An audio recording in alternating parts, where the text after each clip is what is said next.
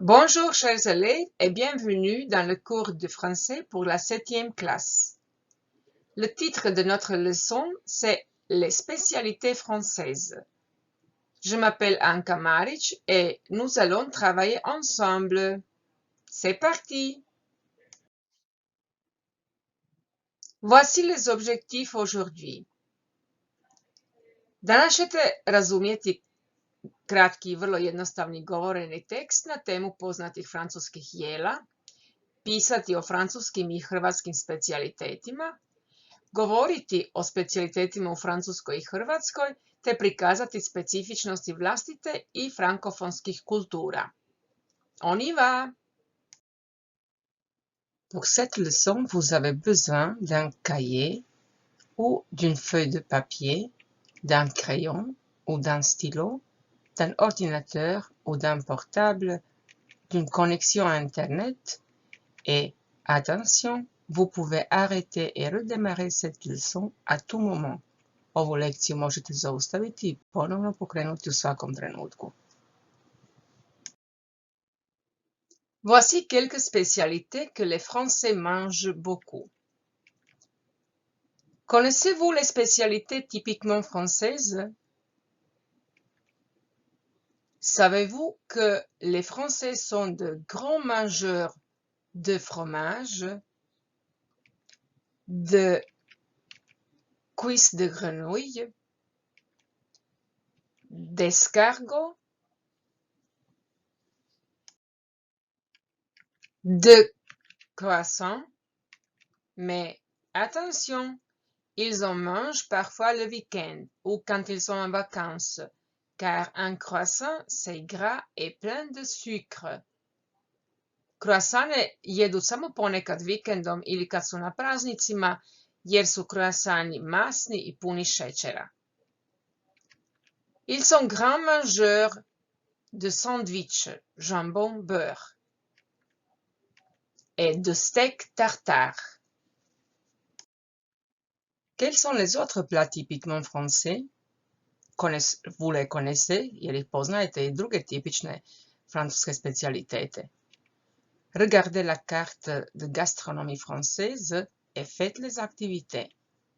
D'abord, vous allez arrêter cette leçon, najprije zaustavite ovu video lekciju et écrivez le lien dans la barre de votre navigateur i napišite ovu poveznicu u adresnu traku vašeg izbornika internetskog.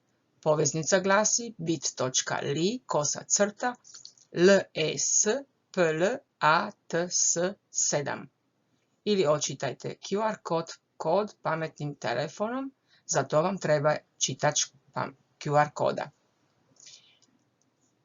O čemu se sastoji zadatak? Les activités se trouvent sur cette icône. Aktivnosti, zadaci se nalaze na ovoj ikoni lijevo. Tu su dva zadatka koja ćete riješiti pomoću ove karte. Ikone na karti znače video avec la recette. Iza trokuta se nalazi video sa receptom. A iza ove ikone se nalazi nom du plat, naziv tog jela. Amusez-vous bien, dobro se zabavite et on se voit après i vidimo se poslije. Regardez à nouveau la carte des plats français et trouvez les noms de ces plats. Ponovno pogledajte na kartu koju ste malo prije otvorili i pronađite nazive ovih jela. Arrêtez cette leçon, zaustavite ovu lekciju et écrivez des plats que vous voyez sur l'écran dans vos cahiers i napišite ove nazive jela u vaše bilježnice. Comparons maintenant, usporedimo. Comment s'appelle ce plat? Vous avez trouvé le nom, ste pronašli naziv?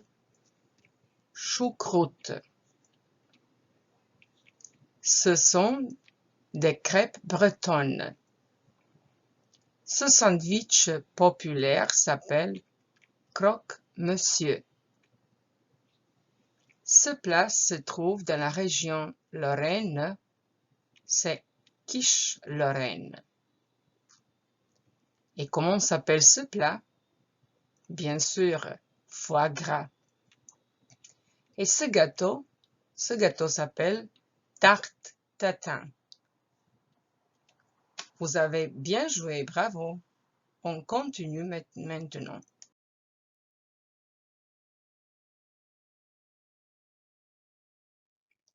Reflešite maintenant, razmislite sada, vratite se ponovno na kartu koju ste imali i otvorili prethodno u zadacima et écrivez dans vos cahiers i zapišite u vaše bilježnice odgovore na sljedeća pitanja. Zaustavite ovu video lekciju te prepišite pitanja. Lequel de ces plats ressemble-t-il au plat croate? Koja od ovih jela vas podsjećaju na jela u Hrvatskoj? Quel plat voudriez-vous goûter? Koje jelo biste rado kušali? Quel plat ne voudriez-vous pas goûter, a koje ne biste htjeli kušati? Regardez la carte à nouveau, pogledajte ponovno kartu, jela, te zapišite odgovore u bilježnice. Et puis, i nakon toga, comparez vos réponses avec les réponses de vos copains.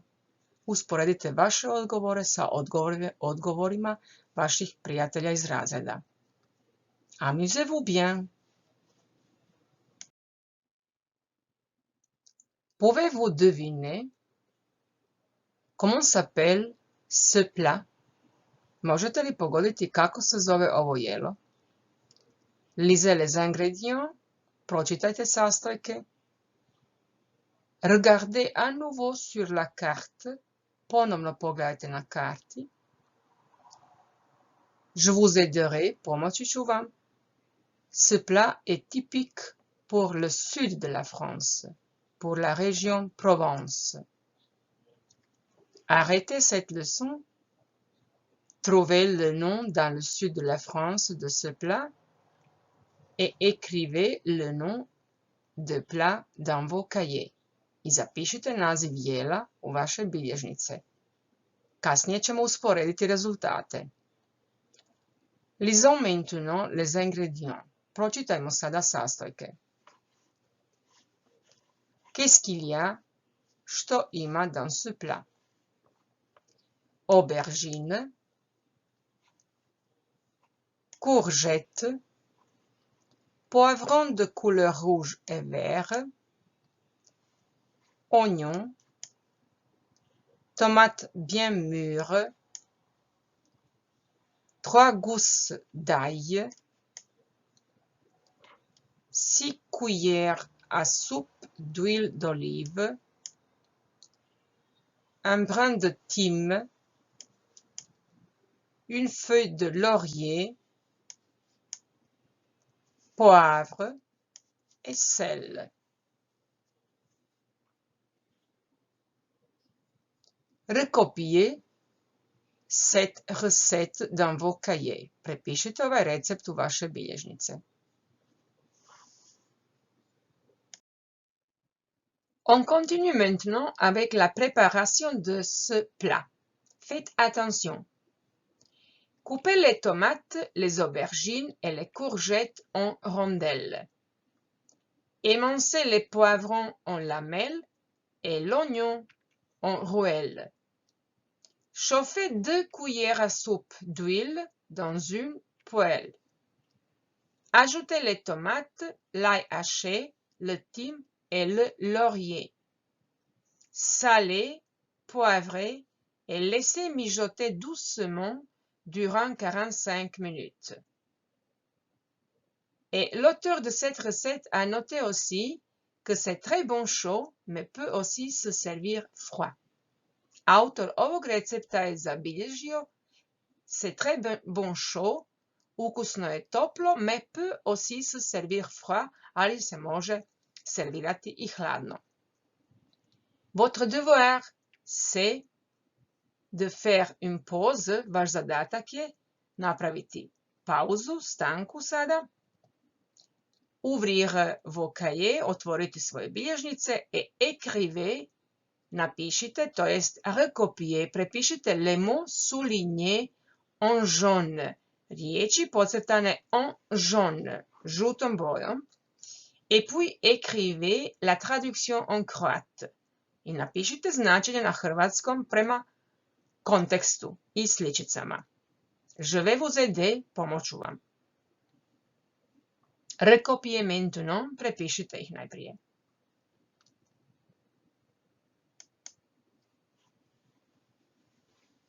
Alors, coupez les courgettes en rondelles et tomates aussi. En rondelles, kakvog oblika? En rondelles. Émincez, narežite les poivrons en lamelles.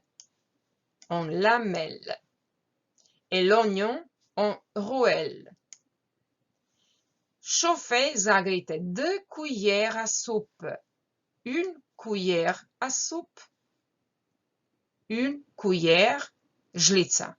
Une cuillère à soupe, jušna žlica. Dans une poêle.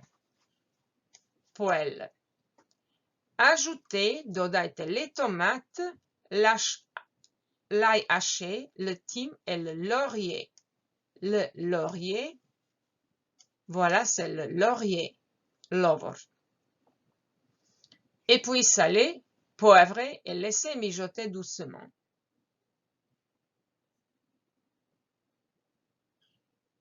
On continue. Votre devoir, c'est aussi de recopier les verbes. Vaš zadatak je prepisati i glagole. Les verbes sont soulignés en rouge, mais vous devez les écrire à l'infinitif. Ali glagole trebate napisati u infinitivima. Tous les verbes ont les terminaisons à l'infinitif en ER. Svi ovi glagoli u infinitivima završavaju na ER.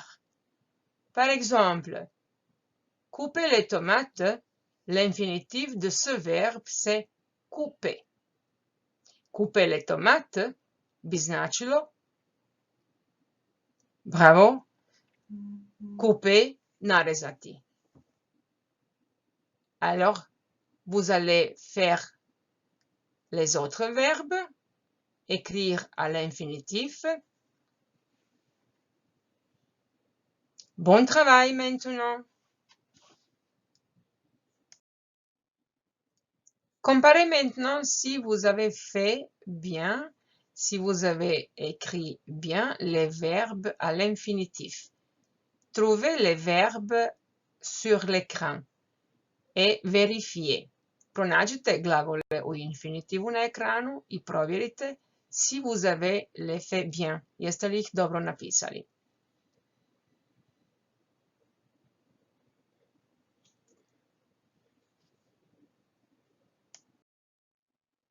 Eh bien, ça y est.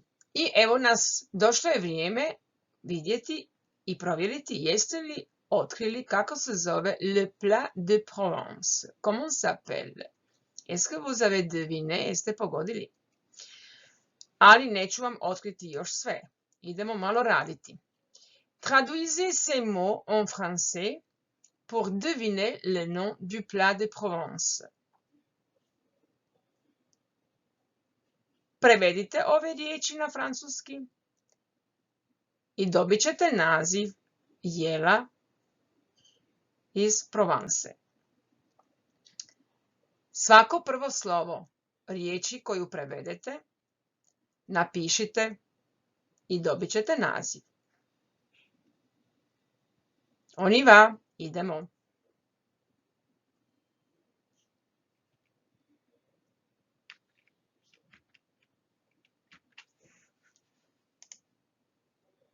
Vous donnez votre langue au chat?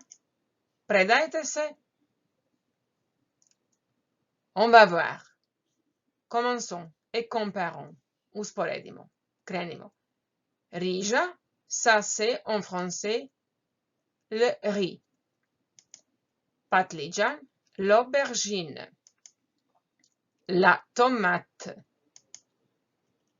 l'ail, le thym, l'oignon,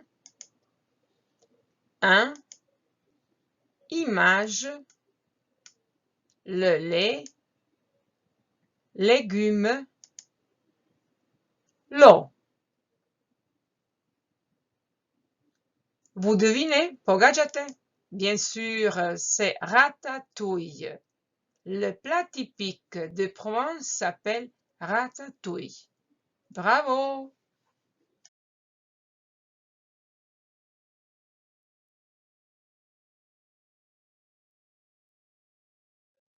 Et voici encore une activité pour vous, les étapes de la recette. Faites maintenant une pause et recopiez le lien dans la barre de votre navigateur. Prepišite poveznicu u adresnu traku vašeg internetskog izbornika. Poveznica glasi bit.ly/reset7. RECETTE7. Ili očitajte ovaj QR kod na ekranu vašim pametnim telefonima. Za očitavanje QR koda treba vam čitač QR koda. Zadatak glasi remettez dans l'ordre les étapes de la recette de ratatouille. Poredajte etape recepta ratatouille. Upravo smo ga obradili, vjerujem da vam neće biti teško. Alors bon travail et amusez-vous bien. À vous maintenant, devoir pour vous. A sad ste vi na redu i evo zadaća za vas. Choisissez parmi les plats français lequel vous voudriez goûter et écrivez la recette. Izaberite između francuskih specijaliteta ono koje biste rado htjeli kušati i napišite recept. Napišite les ingrédients, sastojke, et la préparation, pripremu. Faites la présentation, napravite prezentaciju. Expliquez oralement la préparation, objasnite usmeno pripremu jela et dites de quelle région vient ce plat i kažite iz koje regije dolazi jelo.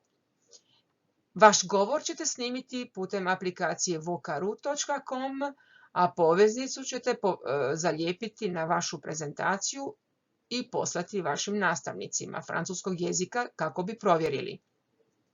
Kao pomoć pri pisanju jela možete konzultirati stranicu marmiton.org na kojoj se nalaze veliki dio ovih recepata kao i videa koja ste imali i na karti.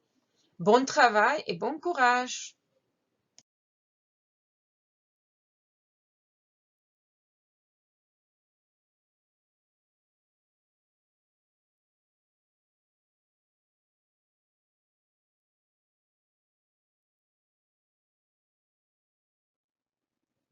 Et voici pour ceux qui veulent un peu plus et aux one koji žele malo više, une idée de projet. Vous participez à un projet e-twinning et vous devez présenter à votre ami francophone des plats croates typiques pour chaque région. Sudjelujete u jednom e-twinning projektu i trebate prezentirati vašem prijatelju iz Francuske tipična hrvatska jela za svaku regiju. Nommez aussi les ingrédients des plats. Navedite također i sastojke jela. Choisissez un outil numérique pour faire votre présentation et montrez-la à vos copains de classe et vos profs de français.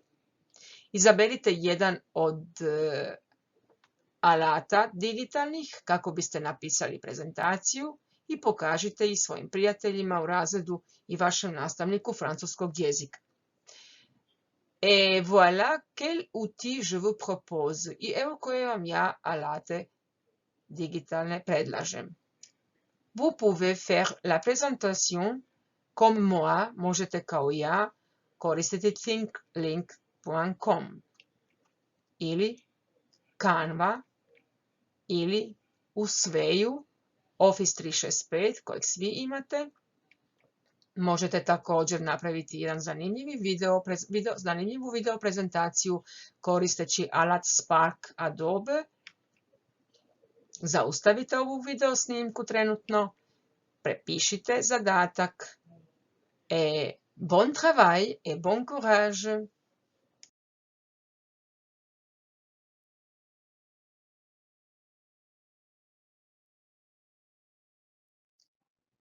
Vous allez faire maintenant auto-évaluation. Faites une pause et recopiez ce tableau dans vos cahiers, bien sûr. Qu'est-ce que vous pouvez à la fin de cette leçon? Qu'est-ce que vous avez appris? Što ste naučili? Je peux, mogu sada, nommer au moins 4 spécialités françaises. Navesti najmanje 4 francuska specijaliteta. Oui, da, ili možda oui, mais pas complètement, ili pas encore. Je peux comparer des plats français et croates. Znam usporediti i mogu usporediti francuska i hrvatska jela. Oui, da, ili oui, mais pas complètement. Možda još trebate malo ponoviti, pa ćete staviti kvačicu na drugi stupac. Ili pas encore, još ne. Je peux comprendre une recette. Mogu razumjeti recept. Je peux écrire une recette. Napisati recept. Ako ste ovako riješili ovu tablicu i sebe vrednovali, vi ste spremni poslati vaš domaći zadatak za vašim nastavnicima francuskog jezika.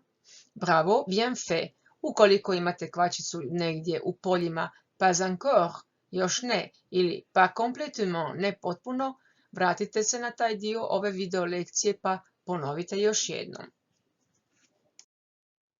C'est tout pour aujourd'hui. Merci de votre attention. Au revoir et à bientôt.